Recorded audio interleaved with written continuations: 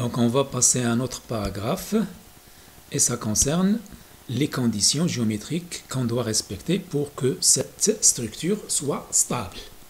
Alors ces conditions, elles tiennent compte le fait que les ions de charge opposée, ça veut dire la charge plus avec la charge moins, sont considérés comme tangents entre eux. Bon, c'est normal, des ions qui ont des charges opposées, il y aura des interactions entre eux, il y aura attraction. Et les ions de même signe sont à la limite tangents entre eux. Bon, ils ne seront pas tangents entre eux, c'est le cas extrême. Quand est-ce qu'ils seront tangents? C'est un cas extrême.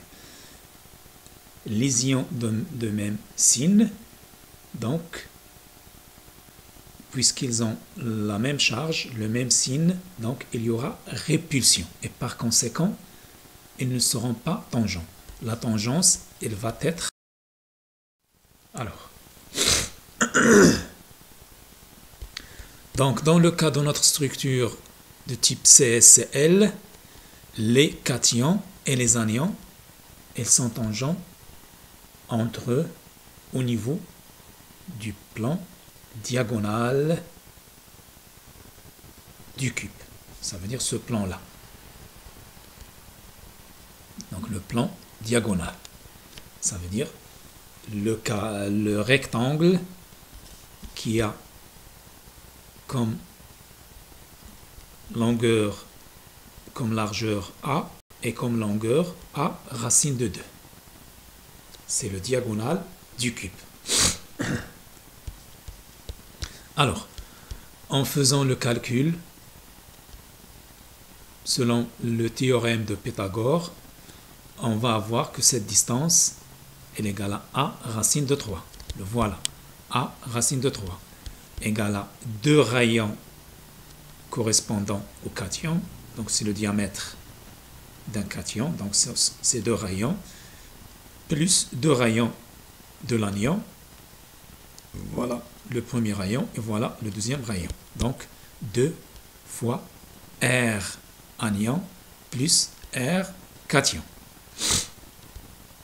Donc le A, à partir de cette relation, on va avoir A égale à 2 racine de 3 facteur du rayon anionique plus rayon cationique.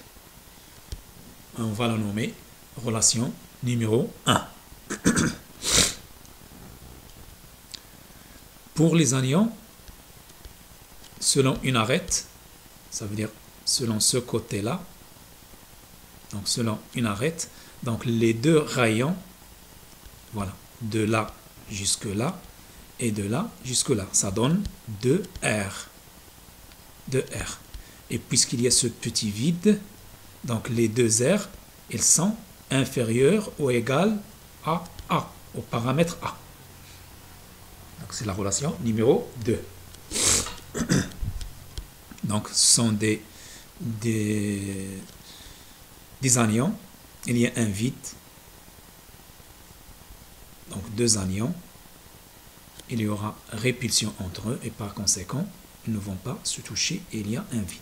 Donc le premier rayon plus cette petite distance plus le deuxième rayon, elle est égale à A. Et par conséquent, je peux dire que 2R anionique est inférieur au paramètre A. En tenant compte la relation numéro 1 et numéro 2, je remplace ici le A par cette formule-là. Donc 2R anionique est inférieur ou égal à 2 racine de 3 R moins 1 rayon anionique plus rayon cationique. Je divise par R et je simplifie par 2. Donc si je divise par le R, je simplifie par 2, donc le 2 va partir, le 2 va partir, et je divise par R par le rayon anionique.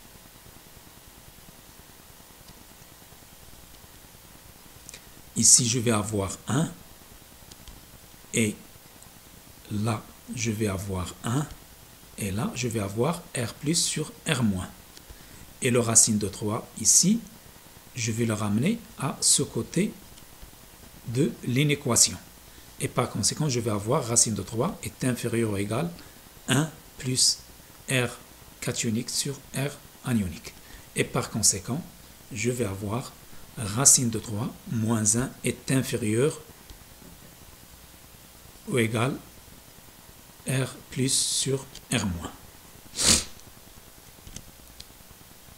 Et comme le rayon anionique, il est toujours supérieur, bon, la plupart du temps, il est supérieur au rayon cationique, donc R plus sur R moins, il est toujours inférieur à 1.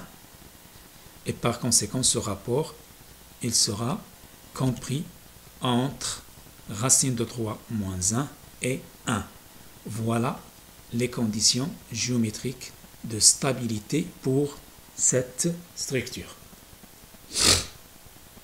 Donc, si je vous dis que un composé de type AB, sachant que le rayon de B divisé par le rayon de A est compris entre racine de 3 moins 1 et 1, vous devez comprendre qu'il va cristalliser dans une structure de type CSCl.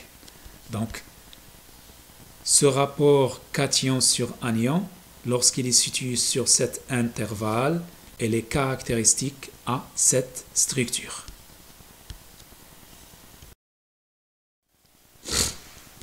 Quelques exemples de composés qui cristallisent dans la structure de type CSCl.